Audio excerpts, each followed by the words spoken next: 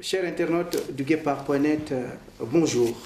Il y a des semaines, jour pour jour, c'est-à-dire le 20 janvier dernier, a eu lieu ici même à l'ambassade de Guinée en France, l'élection du Haut Conseil des Guinéens des étrangers, section France. Cette élection est tellement contestée et dénoncée qu'elle défraie la chronique sur les réseaux sociaux, sur certains sites internet et autres médias.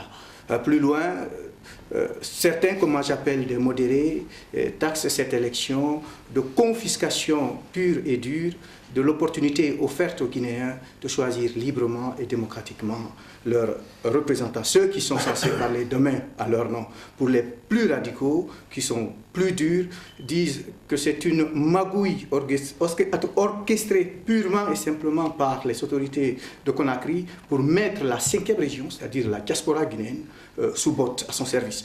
Pour lever l'équivoque, pour amener tout le monde à comprendre ce qui se passe, les enjeux et l'objectif de ce Haut Conseil guinéen de la diaspora, votre site internet est venu rencontrer ce matin dans son bureau son Excellence M. Amara Camara, ambassadeur de la Guinée en France.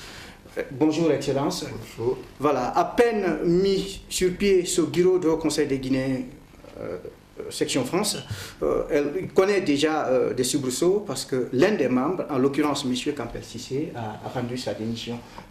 Quelle réponse avez-vous à cette question, le pourquoi? M. Campbell, je pense que vous pourrez lui poser la question. Je ne suis pas sûr qu'il ait posé sa démission. S'il était en mission pour le bureau en Guinée, il est rentré hier avant-hier, donc vous avez tout le loisir de lui poser la question. Maintenant, si vous voulez que je plante le décor de l'ensemble de l'opération, pour les modérés et les radicaux, ils sont tous tout faux. Toute cette opération a pour but, s'ils ont lu les documents qu'on a pris soin de distribuer à tout le monde, il s'agit de nous impliquer dans le développement socio-économique de notre pays, en drainant nos épargnes d'abord, pour créer des projets, en nous impliquant, en facilitant le retour volontaire, en permettant à nos compatriotes de la diaspora de participer activement, comme le font déjà les Sénégalais, les Maliens. Et j'ai appris récemment les Nigérians.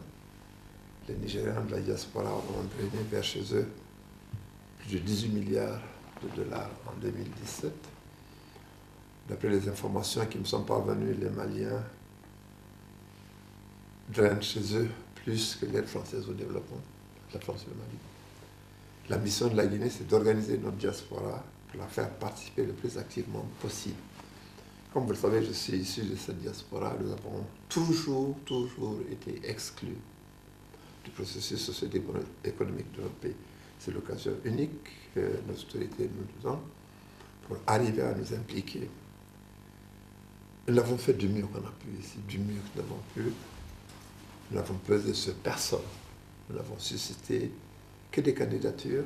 Et ces candidatures, nous étions tellement de bonne foi qu'on avait espéré soit laisser la CRGF faire, soit l'associer à tout le processus. Nous n'avons pas eu gain de cause. On était contraints par des délais. Il s'agissait d'envoyer une délégation pour le 24 et 25 janvier. Justement, pour vous interrompre, ce sont des questions que nous allons aborder, parce que ce sont des questions que beaucoup d'internautes aussi se posent, beaucoup de Guinéens. Ce qui a beaucoup plus dérangé les gens, c'est un des critères de choix imposés. Est-ce que ça, c'est du fait de l'ambassade ou bien c'est du fait du ministère des Affaires étrangères? Le critère, c'est de n'être éligible seulement dans ce bureau que quand on vient d'une association. Vous avez des Guinéens qui ne sont pas dans des associations, mais qui ont la compétence, qui ont l'expertise qu'il faut, puisque l'objectif final, c'est quand même d'amener notre pays à se développer. Les juristes disent que c'est purement anticonstitutionnaliste, parce que la constitution guinéenne donne la liberté à chaque Guinéen d'être dans une association ou de ne pas être là-dedans. Est-ce qu'un bon critère pour pouvoir permettre aux gens d'être dans ce bureau? Vous me donnez l'occasion peut-être de parler de choses internes au département. J'ai reçu le document comme tout le monde, je n'ai jamais été consulté. Si j'avais été consulté, en dehors de l'appartenance à une association, j'aurais formulé des thèmes de référence. précis. Surtout, j'aurais exigé des candidats des qualités autres que le nombre de voix. C'est des compatriotes ici qui ont des compétences, qui ont une expérience, qui ont géré, qui ont des compétences marquées dans ce qu'on attend de ce Haut Conseil, qui peut-être ne sont pas membres d'une association, font partie de la société civile, qui aimeraient contribuer, qui ont participé à toutes les activités, aux grandes activités de notre communauté ici. Et ça aurait été utile. Je n'ai pas été consulté, j'ai reçu des instructions. Donc, si je comprends ce que vous dites... Et puis j'en profite parce que je vais être très clair. Vous pouvez, je vous autorise à poser la même question au ministère des Affaires étrangères qui nous a envoyé le document, si l'ambassade ou l'ambassade de Guinée en France ont été à un moment quelconque associés à la rédaction du document. L'une des questions brûlantes de cette affaire d'élection du Haut Conseil des Guinéens de l'étranger section de France, c'est la question justement de délai. Parce que pour la plupart des gens, je dis les infos que nous avons selon les sites internet, que l'ambassade aurait reçu ces documents depuis maintenant 6 mois, mais qu'elle n'a attendu qu'à 1 ou 2 semaines de l'élection pour passer le communiqué. Et ça exclusivement sur le site de l'ambassade et la RTG, alors que d'habitude, les informations sont relayées par différents sites internet. Et que ça, c'est une manière d'éliminer en amont certains candidats. Comme je l'ai toujours dit, j'assume. C'est ma faute de n'avoir pas pensé au site. Pour une raison simple. En règle générale, tous nos communiqués sont relayés par les sites, sans que nous ayons besoin de le faire. Et c'est seulement le 20 matin que quelqu'un m'a appelé pour me dire, c'était pas sur les sites. Et quand on a fait l'enrôlement ici pour les présidentielles, les enrôlements pour les passeports, les communiqués sont passés sur tous les sites guinéens. Je n'ai jamais demandé à un site de le faire. Pourquoi ça n'a pas été fait cette fois-ci? C'est un mystère pour moi, mais j'assume. C'est une erreur. Je dû m'assurer que tous les sites guinéens avaient relayé l'information. Ça, j'assume entièrement. Et il n'y avait rien de préconçu ou de maléfique là-dedans. Parce que plus loin, il y en a qui disent, nous sommes en France, l'ambassade sait pertinemment que les gens travaillent en semaine, ils publient un communiqué le 15 pour une élection qui doit se tenir le 20. On n'a pas donné le temps aux gens qui sont par exemple en province, parce que les gens n'ont que le week-end pour se donner à ce genre d'activité. Je ne sais pas, qu'est-ce que vous dites à ces gens-là, son Excellence? Je pense que ça c'est un procès d'intention. La première réunion, nous l'avons ici le 6. Le 6 janvier, la première réunion. C'est cette réunion qui a demandé qu'on se revoie le 13. Toutes les propositions qui ont été faites, y compris nous donner le temps de le faire, c'est moi qui ai proposé, ce n'est pas de la salle. Choisissez 1 ou 2 personnes à envoyer en Guinée pour les 24 et 25, puisqu'on nous impose les 24 et 25 janvier, pour nous donner le temps de choisir nos représentants. À ce moment-là, ils réserveront des sièges pour la France. Et quand on aura notre représentant élu, c'est eux qui l'occuperont. C'est une proposition qui est venue de moi. Elle n'a pas été acceptée. Quelqu'un d'autre a proposé qu'on ait 5 par coordination régionale. Ça n'a pas été accepté. Sur les 48 candidats, 33 ont décidé le 13, ici dans cette salle, 33, et je n'étais pas dans la salle, je suis sorti de la salle. C'est eux qui ont décidé du vote du 20 janvier. Si c'est ça lire que c'est l'ambassade qui a piloté, qui a fait ceci, qui a fait cela, alors là, je dois avoir une drôle de capacité de conviction, d'influencer les gens. Il y en a qui vont même plus loin, hein, puisque dans un des critères aussi pour être électeur, il fallait impérativement avoir une carte consulaire. Voilà, selon les infos que nous avons, pour permettre aux gens d'être dans le bureau, que l'ambassade aurait donné des cartes consulaires aux gens pour aller les distribuer à Châteaurouge, et des fois même à l'ambassade ici. Qu'est-ce que vous dites à ces gens-là? Je suis tellement suicidaire que j'aurais donné des cartes à l'opposition. La présidente du FDG est membre de ce bureau. Le bureau est dirigé par un PDM. Et c'est moi qui aurais donné les cartes à ces gens-là. Vous me donnez l'occasion de parler du comportement de nos compatriotes qui n'aident pas à donner une image correcte de notre pays. Nous méritons mieux que ça. Allez à Château-Rouge pour acheter n'importe quel document guinéen. Château-Rouge ici. Je le sais, les Français le savent. Ils sont allés jusqu'en Guinée pour démonter le mécanisme de l'état civil. Et nous sommes devant des problèmes qui sont entre les mains de nos avocats. J'espère qu'ils vont réussir.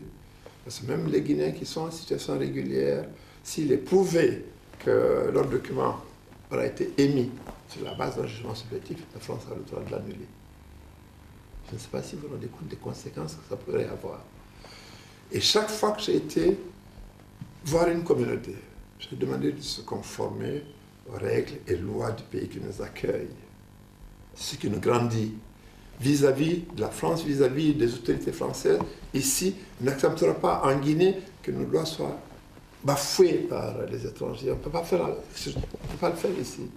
Et cette bataille-là, si vous allez aujourd'hui acheter votre carte consulaire ou votre jugement subjectif de Château-Rouge, vous aurez tout le loisir de le faire. Je n'ai aucun moyen de contrainte, sauf convaincre les gens, et je demande à toutes les associations, à ceux qui nous regardent aujourd'hui, ce n'est pas pour Amara Camara qu'ils le feront, c'est pour l'image de la Guinée. Et c'est ça qui est important. Donc c'est là, cette variété des membres du bureau est un gage que je n'ai eu aucun rôle à jouer. Je suis peut-être suicidaire, mais je ne vais quand même pas donner une arme à mon adversaire pour m'abattre. Il y a une pétition, certainement vous en avez entendu parler, qui circule sur le net demandant l'annulation pure et simple de cette élection. Qu'est-ce que vous dites à ce sujet? Les règles de droit sont là pour ça. Il y a des contentieux. Ce n'est pas une pétition qui peut faire annuler une élection. Il y a des recours. Donc à recourir à ça. Vous savez, ceux qui aussi ont voté ont des droits. Tous les citoyens que nous sommes, nous n'avons pas que des droits, on a aussi des obligations. Voilà. Il y a des recours, on peut faire des pétitions, on peut faire des contre-pétitions. Je n'ai pas lu une seule pétition encore. Ceux qui ont voté sont aussi respectables que ceux qui n'ont pas voté. Ceux qui contestent sont aussi respectables que ceux qui n'ont pas contesté. Je suis là pour l'ensemble des Guinéens. Je suis payé pour faire ce que le gouvernement me dit de faire. Je suis payé pour être à côté des Guinéens, mais dans la régularité. Peut-être une dernière question, Son Excellence.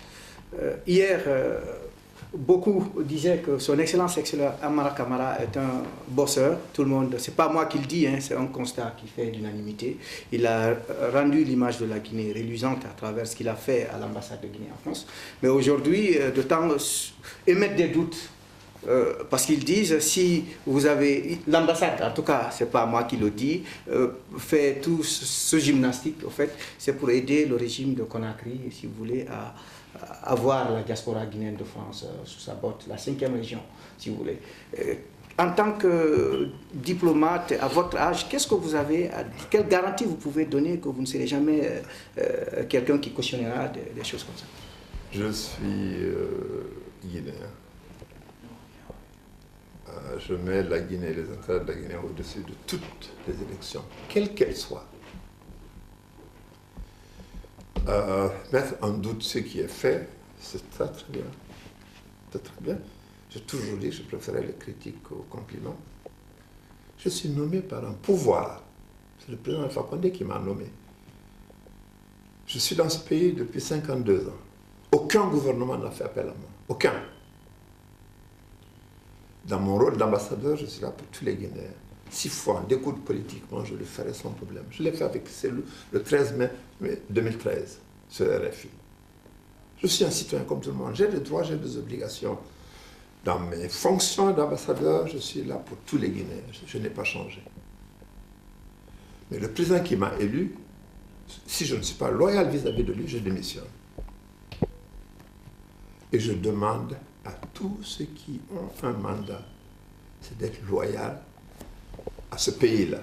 Le bien commun qu'on a, ça s'appelle la Guinée. Ce qu'on est en train de faire, vous savez, quand à plus de 70 ans, vous allez chercher un financement sur 20 ans, ce n'est pas pour vous, c'est pour le pays.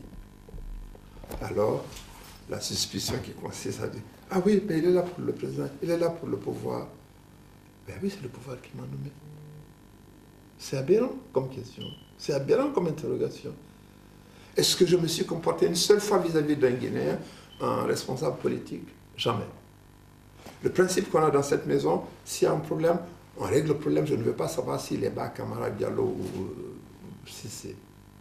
J'ai travaillé plus de 30 ans dans une maison où il y avait plus de 100 nationalités. Dont la plupart ne savaient pas où était la Guinée.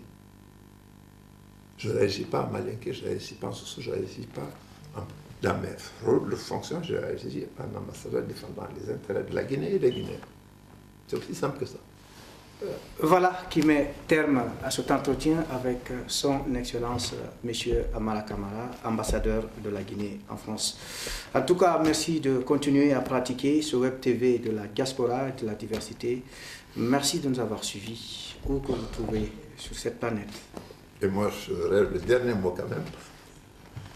Vous avez attendu 2 semaines pour me donner l'occasion de m'exprimer, de dire la vérité aux Guinéens. Ils ont fait de leur mensonge une vérité, et ça, mais je vous remercie quand même de m'avoir donné cette opportunité.